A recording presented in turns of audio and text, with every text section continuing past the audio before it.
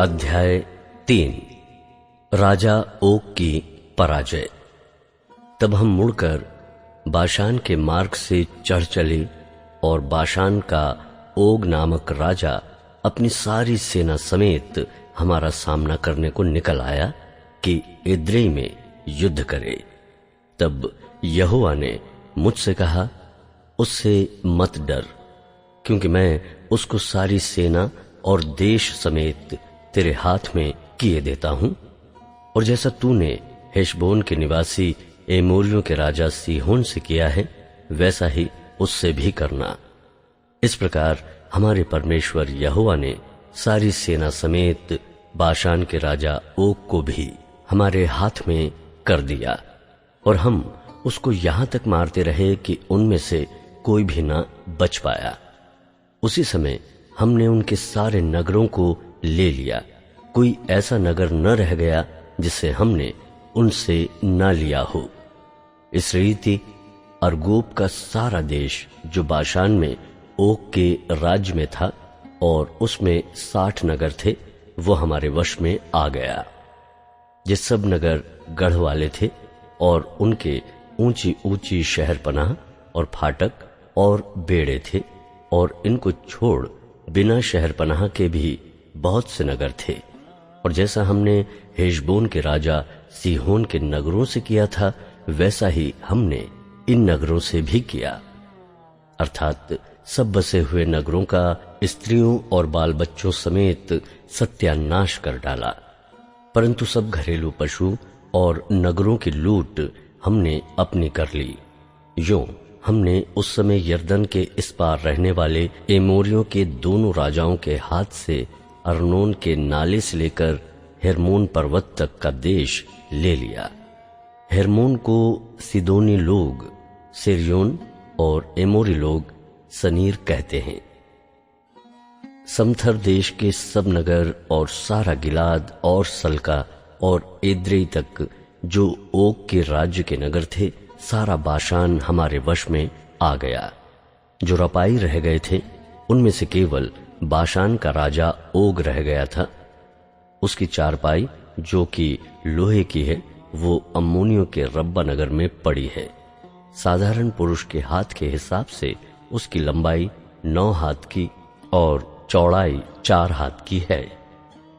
देश की भूमि का बंटवारा। जो देश हमने उस समय अपने अधिकार में ले लिया वो ये है, अर्थात अर्नोन के नाले के किनारे वाले अरोएर नगर में से लेकर सब नगरों समेत गिलाद के पहाड़ी देश का आधा भाग, जिसे मैंने रूबेनियों और गादियों को दे दिया, और गिलाद का बचा हुआ भाग और सारा बाशान अर्थात अर्गोब का सारा देश जो ओग के राज्य में था, उन्हें मैंने मनश्शे के आधे गोत्र को दे दिया।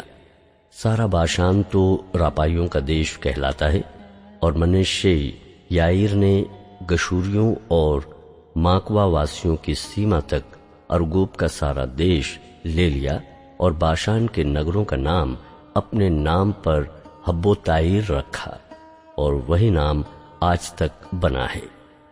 और मैंने गिलाद देश माकीर को दे दिया, और रूबेनियों और गादियों को मैंने गिलाद से ले अर्नोन के नाले तक का देश दे दिया, अर्थात उस नाले का बीच उनकी सीमा ठहराया, और यब्बोक नदी तक जो अम्मोनियों की सीमा है, और किन्नेरेत से ले पिसगा की ढलान के नीचे के अराबा के ताल तक, जो खारा ताल भी कहलाता है, अराबा और यरदन के पूर्व की ओर का सारा देश भी मैंने उन्हीं को दे दिया। उस समय मैंने तुम्हें यह आज्ञा दी, तुम्हारे परमेश्वर यहोवा ने तुम्हें यह देश दिया है कि उसे अपने अधिकार में रखो। तुम सब योद्धा हथियारबंद होकर अपने भाई इस्राएलियों के आगे आगे पार करो। परंतु तुम्हारी स्त्रियां और बाल बच्चे और पशु, जिन्हें मैं जानता हूं कि बहुत से हैं, वो तुम्हारे नगरों में जो मैंने तुम्हें दिए हैं रह जाएं।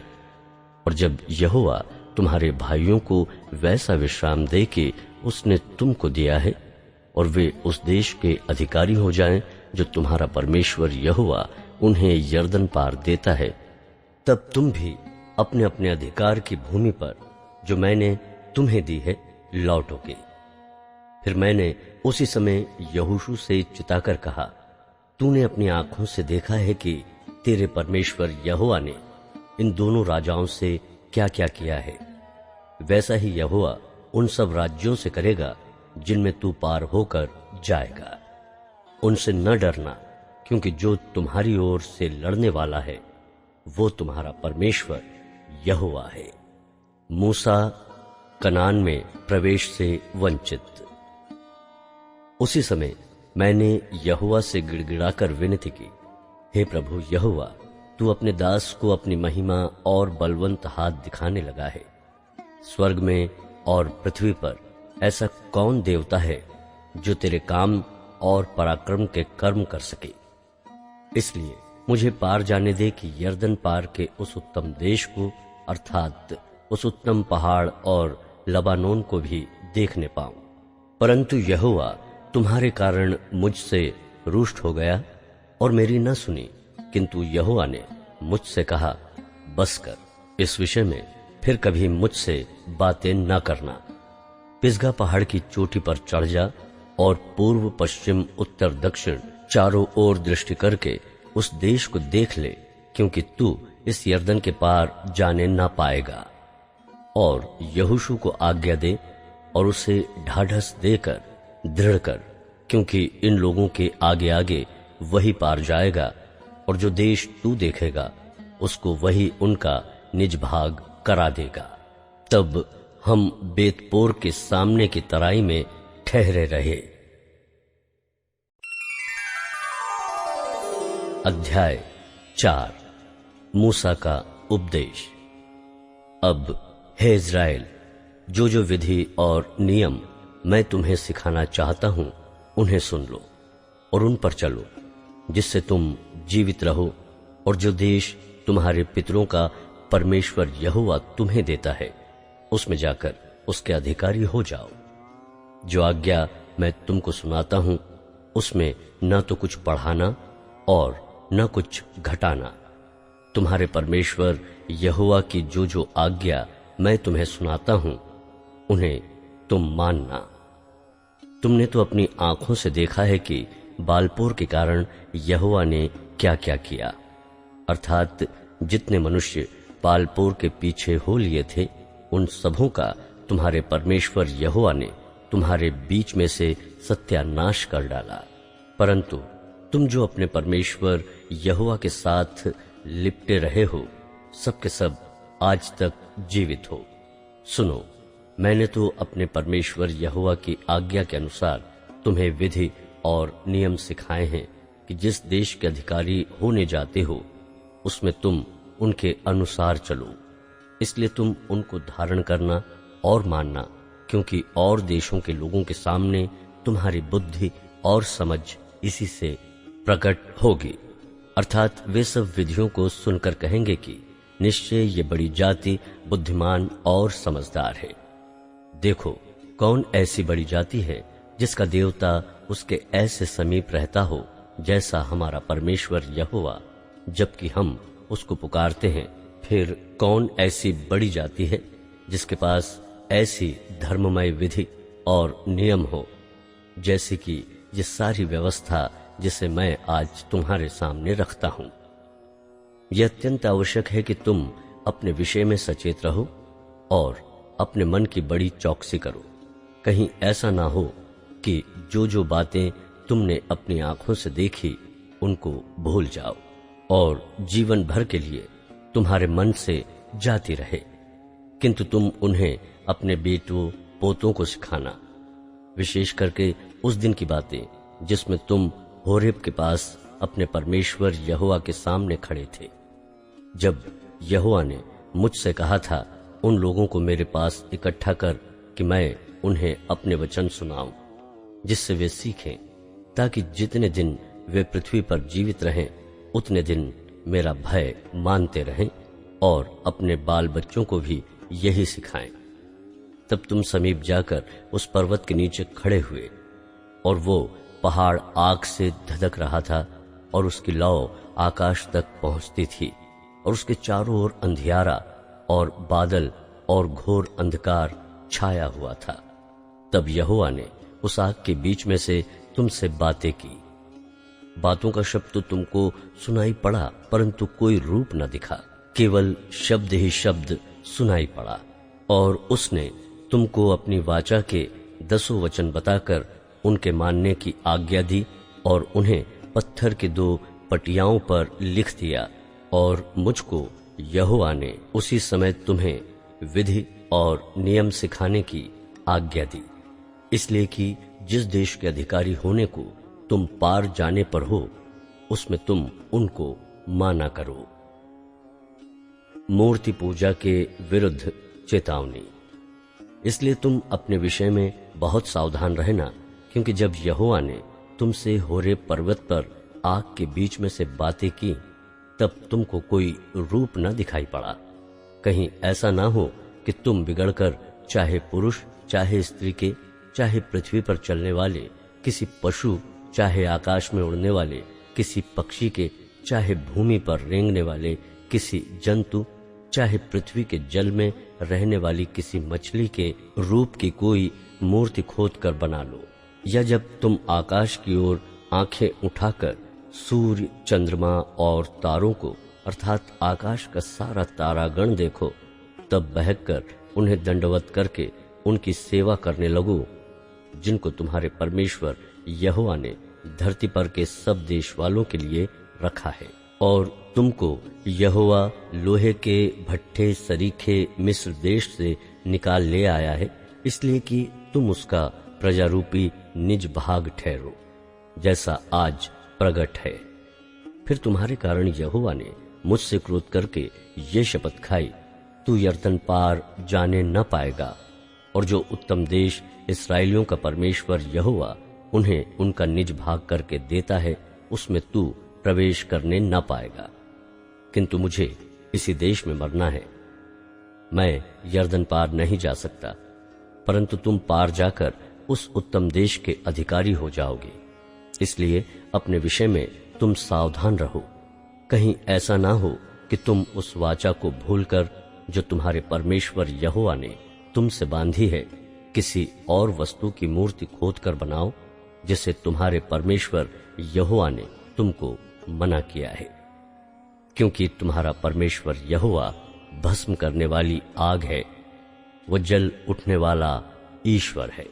यदि उस देश में रहते रहते बहुत दिन बीत जाने पर और अपने बेटे पोते उत्पन्न होने पर तुम बिगड़कर किसी वस्तु के रूप की मूर्ति खोदकर बनाओ और इस रीति अपने परमेश्वर यहोवा के प्रति बुराई करके उसे अप्रसन्न कर दो, तो मैं आज आकाश और पृथ्वी को तुम्हारे विरुद्ध साक्षी करके कहता हूं कि जिस देश के अधिकारी होने के लिए तुम यरदन पार जाने पर हो, उसमें तुम जल्दी बिल्कुल नष्ट हो जाओगे और बहुत दिन रहने ना पाओगे, किंतु पूरी रीति से नष्ट हो जाओगे। और यहोवा तुमको देश देश के लोगों में तितर बितर करेगा, और जिन जातियों के बीच यहोवा तुमको पहुंचाएगा, उनमें तुम थोड़े ही से रह जाओगे, और वहां तुम मनुष्य के बनाए हुए लकड़ी और पत्थर के देवताओं की सेवा करोगे, जो न देखते और न सुनते और न खाते और न सूंघते हैं। परंतु वहां भी यदि तुम अपने परमेश्वर यहोवा को ढूंढोगे, तो वो तुमको मिल जाएगा। शर्त यह है कि तुम अपने पूरे मन से और अपने सारे प्राण से उसे ढूंढो। अंत के दिनों में जब तुम संकट में पड़ो और ये सब विपत्तियां तुम पर आ पड़े, तब तुम अपने परमेश्वर यहोवा की ओर फिरो और उसकी मानना, क्योंकि तेरा परमेश्वर यहोवा दयालु ईश्वर है। वो तुमको न तो छोड़ेगा और न नष्ट करेगा, और जो वाचा उसने तेरे पितरों से शपथ खाकर बांधी है, उसको नहीं भूलेगा। जब से परमेश्वर ने मनुष्य को उत्पन्न करके पृथ्वी पर रखा, तब से लेकर तू अपने उत्पन्न होने के दिन तक की बातें पूछ, और आकाश के एक छोर से दूसरे छोर तक की बातें पूछ। क्या ऐसी बड़ी बात कभी हुई या सुनने में आई है? क्या कोई जाति कभी परमेश्वर की वाणी आग के बीच में से आती हुई सुनकर जीवित रही, जैसे कि तूने सुनी है? फिर क्या परमेश्वर ने और किसी जाति को दूसरी जाति के बीच से निकालने को कमर बांधकर परीक्षा और चिन्ह और चमत्कार और युद्ध और बलिहाथ और बढ़ाई हुई भुजा से ऐसे बड़े भयानक काम किए, जैसे तुम्हारे परमेश्वर यहोवा ने मिस्र में तुम्हारे देखते किए। ये सब तुझको दिखाया गया इसलिए कि तू जान रखे कि यहोवा ही परमेश्वर है, उसको छोड़ और कोई है ही नहीं।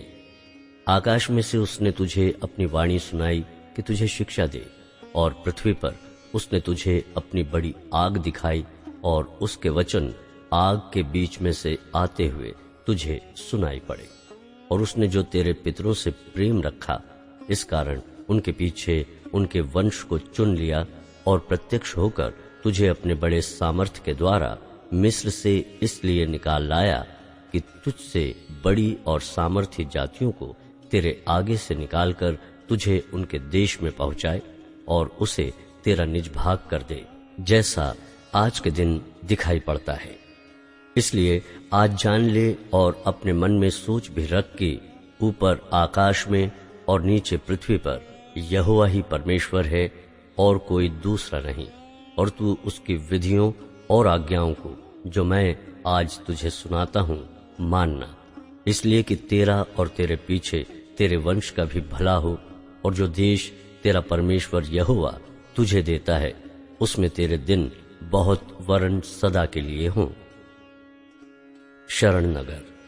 तब मूसा ने यरदन के पार पूर्व की ओर 3 नगर अलग किए, इसलिए कि जो कोई बिना जाने और बिना पहले से बैर रखे अपने किसी भाई को मार डाले, वो उनमें से किसी नगर में भाग जाए और भागकर जीवित रहे।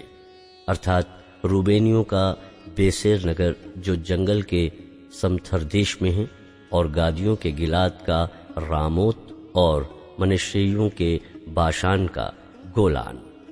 व्यवस्था के दिए जाने की भूमिका। फिर जो व्यवस्था मूसा ने इस्राएलियों को दी वो ये है। यही वे चेतावनियां और नियम हैं जिन्हें मूसा ने इस्राएलियों को उस समय कह सुनाया जब वे मिस्र से निकले थे, अर्थात यरदन के पार बेतपोर के सामने की तराई में एमोरियों के राजा हेशबोन वासी सीहोन के देश में, जिस राजा को उन्होंने मिस्र से निकलने के बाद मारा, और उन्होंने उसके देश को और बाशान के राजा ओग के देश को अपने वश में कर लिया। यरदन के पार सूर्योदय की ओर रहने वाले एमोरियों के राजाओं के ये देश थे। ये देश अर्नोन के नाले की छोर वाले अरोएर से लेकर सियोन, जो हेर्मोन भी कहलाता है, उस पर्वत तक का सारा देश, और पिसगा की ढलान के नीचे के अराबा के ताल तक, यरदन पार पूर्व की ओर सारा अराबा है।